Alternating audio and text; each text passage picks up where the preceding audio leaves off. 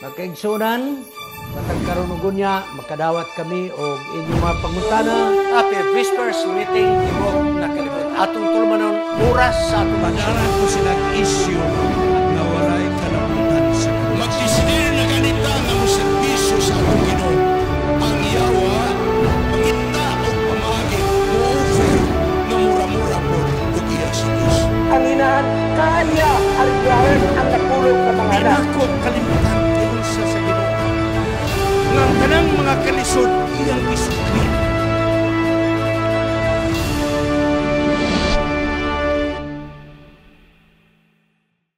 Happy prayer meeting sa Tibok Kalibutan.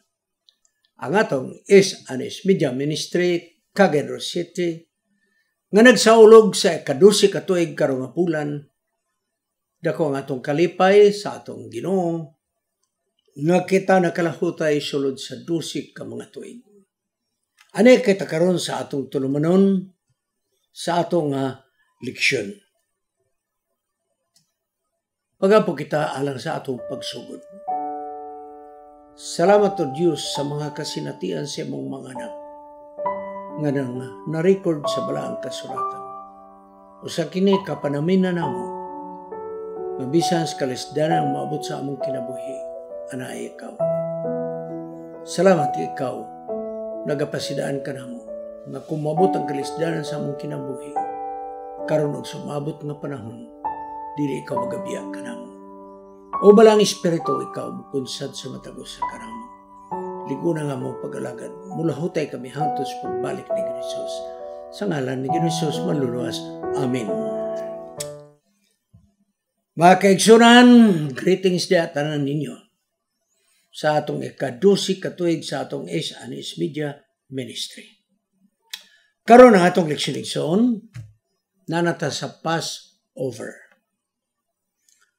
Habi ni mo, malisod ko maghubad anong pulong Passover. Kay sa Biblia nga binisaya, Pasko. Murag di man nino mo bagay. So ako rin ang i-explain nga nung gitawag ka ng Passover. Mag-Passover na lang kita. Di na ta magbinisaya kay lisod kayo na hubaron. Sa selebrasyon sa mga Hudiyo sa Passover, hangtod karon nagapadayon. Hangtod karon nagapadayon. Dako kini na selebrasyon para sa mga Hudiyo. So niya din niya ang kalendar mga kaigsunan sa mga mga holidays, sila mga fiesta. O ang usan niya na sa bulan sa Nisan, month number 1, nga kung atong ikumparar sa ato kana nga bulan igsoon naas tong atunga sa May o April. Naas tong atunga siya. Part sa May o part sa April. Celebration sa Passover. Dagan na nakalista igsoon ng mga celebration. Pagkadaghan. No? Naadiya mga kaigsunan, unleavened bread. Naadiya ang first fruits. Naadiya ang Pentecost. Blowing of trumpets, Day of Atonement, Feast of Tabernacles, o Hanukkah. Di na ito na iskutan, direta sa Passover. Ang teksto na gayon, o kini matabo nga kung imong mga anak, mangutana ka ninyo, o sa may buti pasabot nining atong fiesta nga ginabuhat, ang Passover. O kamo mutubag kanila. Kini mo ang Passover nga sakripisyo sa atong Ginoo. Kinsa miagi lang sa mga balay sa anak sa Israel didto sa Egypto. Milabay lang. Sa dea ngayang gikastigo ang mga Egyptoanon o kita nga iyang mga anak giluwas. Passover. Ato ra nang i-expound ha. Basta din ako magbisa sa Passover kasi required kayo. Ang katapusan ng hampak na ikanapulo, hapit na ipadangat. Kay gahit magyud si Paraon, di magid niya i-release. O kining ikanapulo nga umabot nga hampak, kastigo kini, sa mga firstborn sa mga anak sa Ehiptohanon. Mga kinamagulangan ng anak. Hasta ang mga mananap, mga baka, kamatayon ang ilang maangkon. Busa, ang kinabuyog kamatayon sa mga Ehiptohanon, apil na ang panimalay ni Faraon. Nagadipindi sa final decision ni Faraon. Usara gyud katawa ni ang mag-decide. Kinabuyog kamatayon. Pag dili mo sugot si Faraon nga release ang Israel, ibobo ang kamatayon sa mga kinamagulangan ng mga anak. Naargyunas kamot ni Faraon. Usara katawa ang nagunit. Ang pagtuo sa tibok nga nasod og ang kadagaya sa panimalay sa Ehiptohanon nagadepende karon sa final decision ni Faraon. Kauban siya mga opisyalis kay magmeeting-meeting man na sila.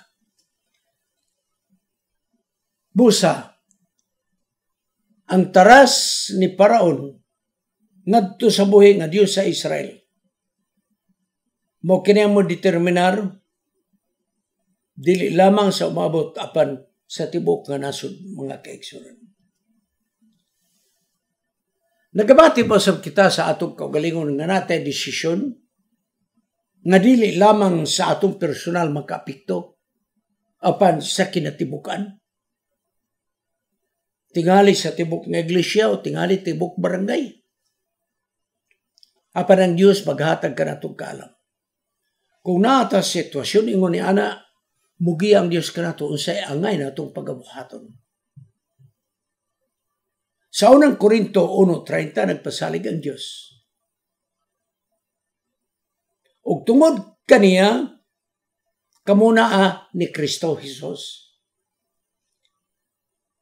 Nga adunay naghatag og kaalam gikan sa Dios ang pagkamatarong ug pagkabalaan ug pagtubos. Hatagan ta og kaalam sa Dios. Apan kung magbagay gani kita sa atong utok, di gyud tagadahan mo himo sa matarong. Nasayod kita nga kini mo ay maayong buhaton apan magdumili gyud ta.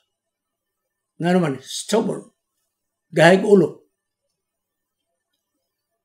Ang Exodus nga libro mao kini ang record sa kagahe sa ulo sa usa ka tawo nga mao hinungdan nga ang trahedya sa iyang nasod miabot tungod sa pagpagahe sa kasing-kasing ni Faraon. Ang Diyos wala ba yung magtago? Kung nga siya buhaton iya gyud nang ipahibalo sa iyang manalagna. Amos 3:7. Mo nga ang Diyos nagpadayag, ngadto kang Faraon, pinaagi kang Moses. Unsay may tabo kung siya magmagahi gayon, niining katapusan nga hampak. Sulim ni kaayo ang maong pasidaan, naghihatag ngadto ni Faraon. Mao na kini ang paghukom, batok siyang garbo. Pagkamapahimuslanon, pagkabangis, pagka magsisimbag Diyos. Nga mo ni hinungdan nga ang kalamidad sa Ehipto, miabot. Ano na rin na? Tulo ka adlaw nga ningit-ngit ang Ehipto. Pagkadako, nagyun nga warning. Apan wag yun, nagdumilig yun sa Faraon mga kaigsunan. Mga si Moses, kung imong basahon ang Exodus 11:18, nagyun niya, nasuko na gyud si Moses kang Faraon. Nganuman, kayang nakita nga kung magdumili siya ni ining ikanapulong kampak di pagyud siya mosugot nga i-release ang Israel. Kamatayon ang dangatan sa daghang mga kabataan. Mga nasuko na gyud si Moses nga ano ba gyud ang tao ni nga gahi magyud kayo. Ikanapulo nga hampak. Kanang numero 10 mga kaigsunan sa balaang kasulatan simbolo na sa pagkakumplito. Sama sa napulo ka sugo. Wala ikaonsig so napulo ra gyud.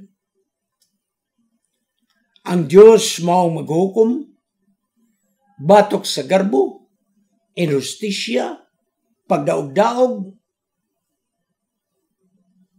pagkahambugiro, pagkamapahimuslanon, pagkabangis o pagkahakog. Hukman sa Dios. Muna ang batasan ni Paraon. Kaya ang Diyos na asya sa pundok sa mga taong nga gidaog-daog, giabusahan, gimaltrato, o gipersecute. Ang Diyos na adya. Busa ang Diyos mo pagkanaog siyang paghukom. O gani ang paghukom mo na yung pagpadayag siyang gugma. Hukman na lang yun eh. Kaya kaluoy kini mga taong gidaog-daog. Daghang text-tection. Patataw-taw lang sana ko na. Mahukom ang Diyos, gugma ang nagsugo. Gugma sa mga taong inosente. Mao kinang leksyon mga kaigsunan. Nga kita kinahanglan mahigugma sa atong isig katao. O ang gugma adunay hustisya. Apan usay magahi ta mahigugma, labaw ng magahi ta mohatag hustisya. Kaya once mingari ta hustisya, ang atong hustisya gahi pa sa putaw mga kaigsunan. Di gyud na siya mapiko. Mao na igsuon ato pong likayan kanang ginatawag nga sobra pud nga gugma.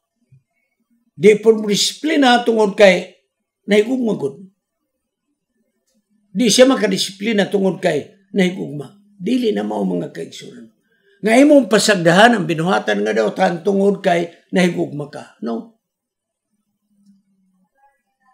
Kaya ang Diyos nagkinahanglan Malakia 6:8. Unsa man ang gikinahanglan sa Dios kanato. Ang pagbuhat og katarong, paghigugmag kaluoy ug paglakaw mapainubsan sa atubangan sa Dios. Ato ning hatag pagtagad nga kitang mga sumusunod ni Kristo magbuhat gyud ta og matarong. Gugmag kaluoy, maglakaw nga mapainubsan. So, mga kaigsunan, matingala ka nga niadtong panahon na katapusan na itong pagpuyo sa mga Israelanon. Kaya pagkaugma, muhawa na sila. Musugot si Paraon og dili. Pero matingala ka nga ang final instruction sa Ginoo dili may tungod sa pabutos na mo, pagdala na mo ani. Wala. Mag-organizar na mo. Wala. Matingala ka nga katapusan na ito nilang gabi ang instruction sa Diyos na sa gitawag mga kaigsunan nga Passover celebration. Salmo Kapitulo 12, 1:20. Mihatag siyang detalye nga instruction unsaon pagselebrar ang Passover. Sari pa sila mugikan sa Ehipto pegon sa yuta sa Kanaan. Ano ang instruction? Ato nang mabun. Matag panimalay mag-ihaw ba, karnero o kanding, usa ka tuig ang panuigon nga walay daot. Dayon isugba to mga kaigsunan, og ang dugo isalod, og ang dugo magkuha og kining shrub, mura na siyang sagbot nga hisop. Mutoy kutaw sa dugo nga gisalod sa karnero nga Passover. Dahil ipahid igsoon sa pultahan. Ipahid. O kung pananglit, gamay ra ang membro sa kapanimalay, magibitar ka og laang panimalay, kamong duha nga panimalay mo ka. Kaya instruction, isugba ang maunga karnero, o hutdon yun pagkaon, mga kaigsunan. Hutdon. Ang dili mahurutikson bukog, ipasunog. Mao nga kinahanglan nga, kung dako nga pamilya, okay raw sa karnero, pero kung imong gitanaw nga gamay mo, magabitar mong lain. Basta kay hutdon yun. Apan ay mong kalimot ang dugo sa mong karnero, ipahid sa pultahan sa balay sa mga Israelhanon. Unya, sa pagkaon nila ng gabi, kay pagkaugma, mulakaw naman sila, paingon sa kadaan. Ang tinapay nga wala igpapatubo mo ang ilang kibali, luto, ilang kanon. O, adunay gitawag bitter herbs. Pait, igsoon nga gulay. Siguro, paliya mga kaigsoon, whatever. Awata kibaro. Kaya katong pait, igsoon nga gulay, handumanan sa kapait nila sa ilang pagkaulipon.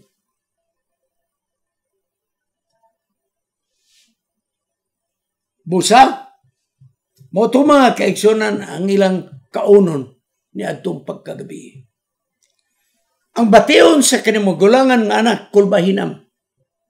Kay katong dugo sa pultahan proteksyon to.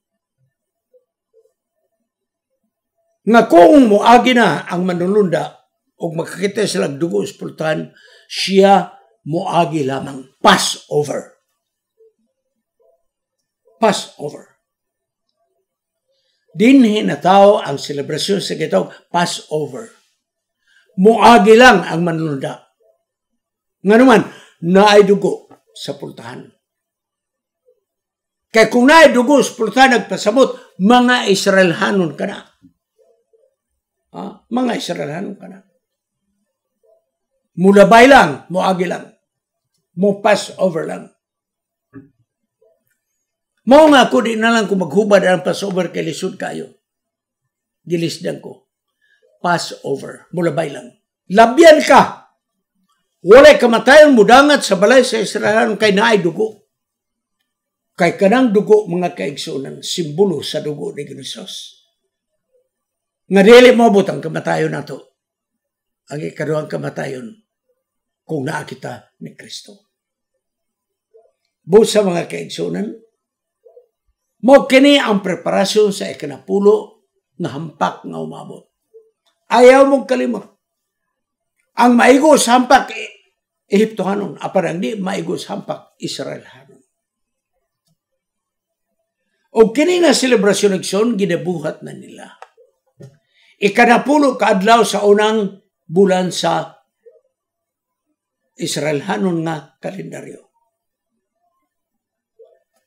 7 kaadlaw ang ilang selebrasyon. 7 kaadlaw.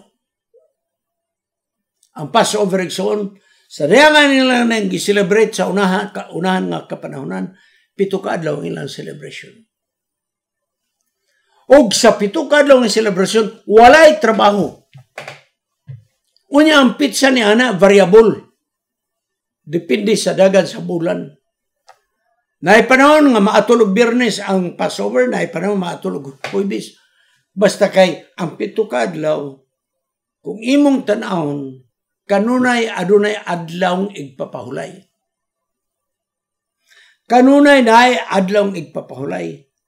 Og nagingon ang Ginoo sa Exodus 12:16, walay trabaho ninyo sulod sa 7 kaadlaw.